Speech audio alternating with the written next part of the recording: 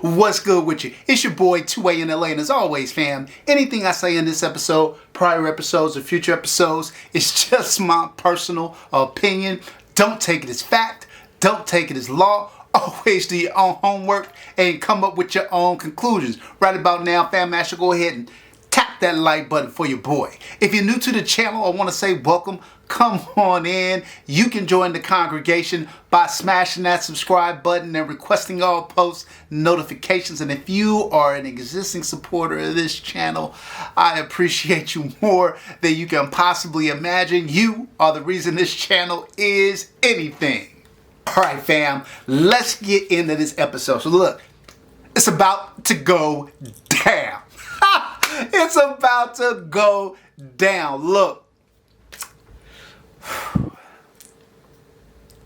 Fam, I just feel so, it's kind of surreal, fam, when I think about how my kind of collection journey started a few years ago. And really, I was doing like, you know, Glock stuff and Sig stuff and Walther stuff, and all those guns are great.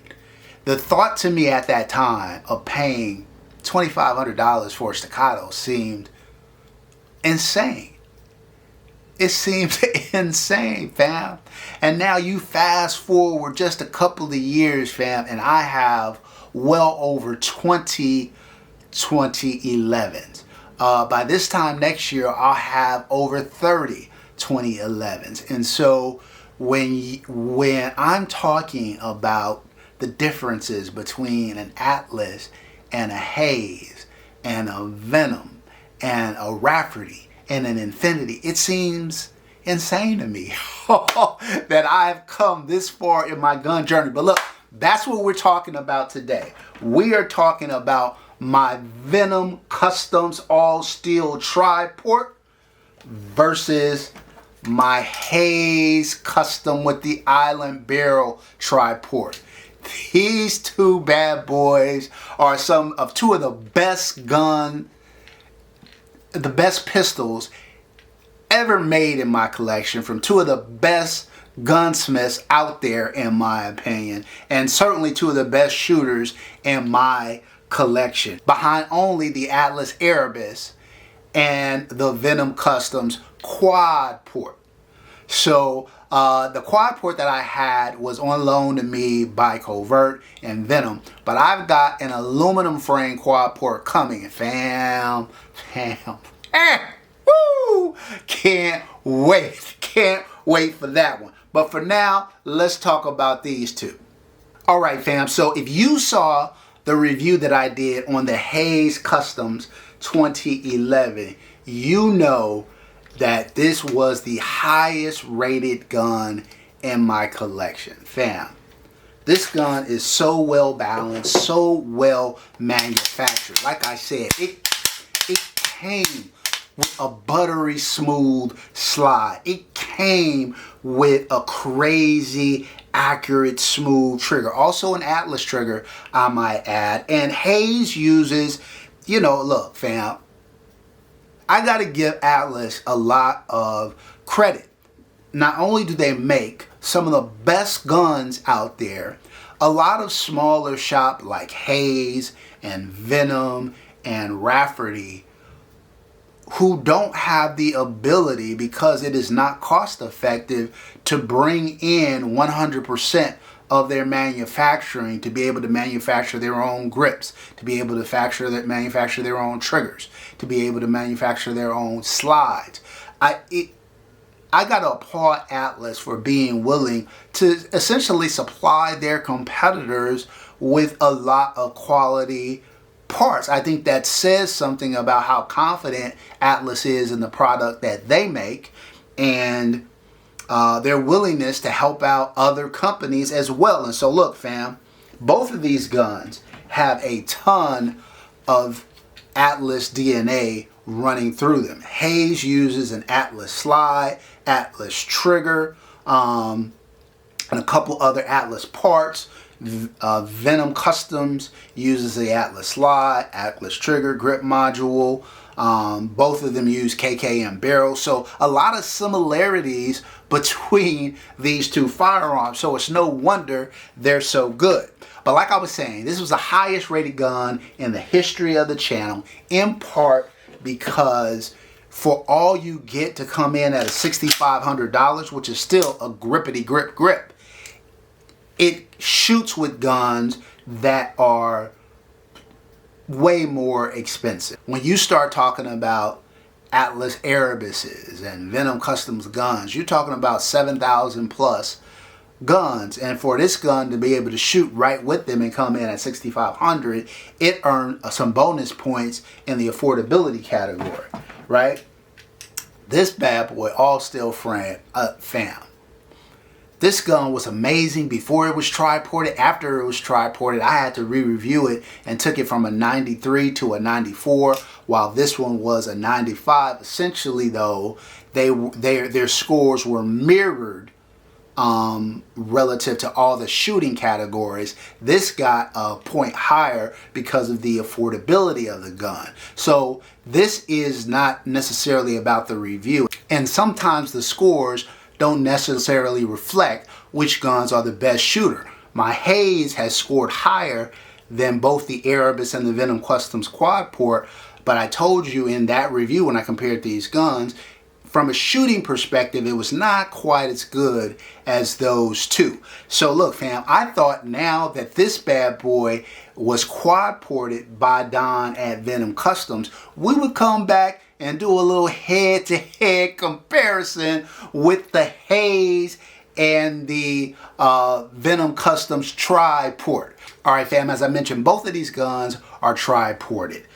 Slightly different systems though. So this gun is done with an island barrel, so you have that longer sight block with 3 small porting holes up top. While Venom Customs is also a tri-port, but it is not, it's in a more traditional slide with the ports coming through the barrel just underneath slide cuts.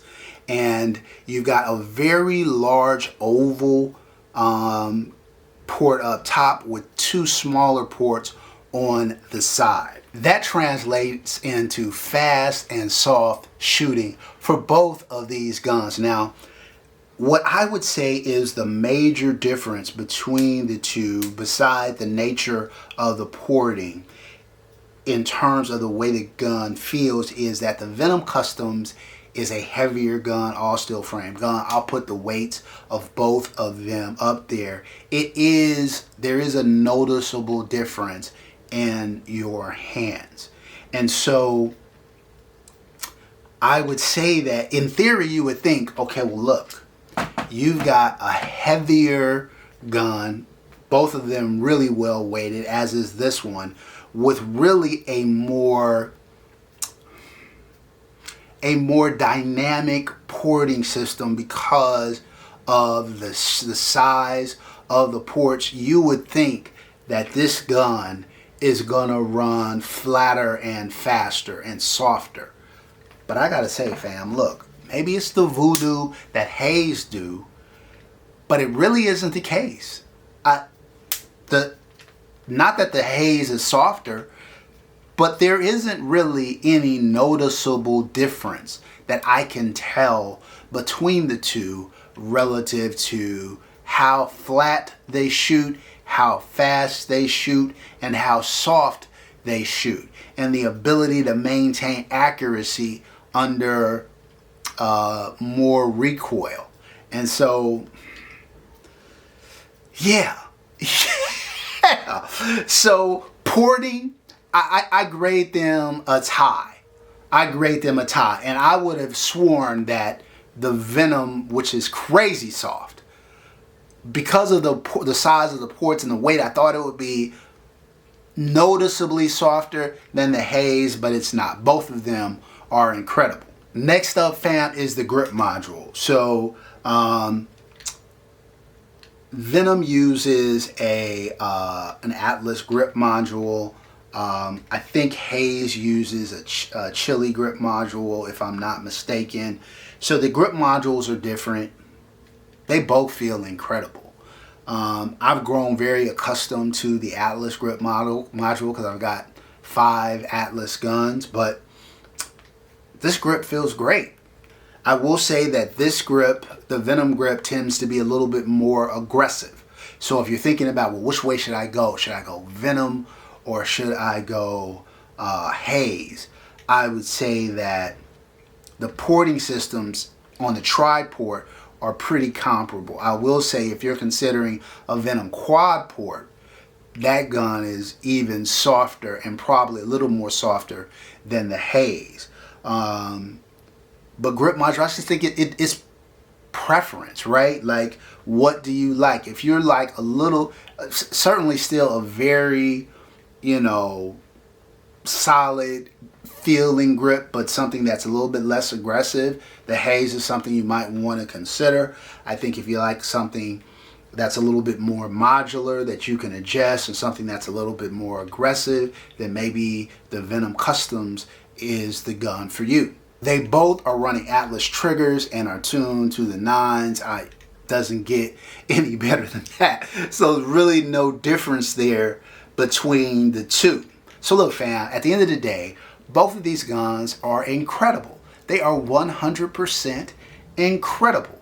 Now, before the tri-porting was done by Venom Customs, I would have gave the nod to the Haze. And I gotta be honest, when Venom came back and tri-ported this bad boy, I thought with the weight and the size of the ports that it was going to probably edge out the Haze. But for the second time in the history of the channel, fam, I'm going to take the coward's way out. And I'm going to tell you that really, they're the same. No difference.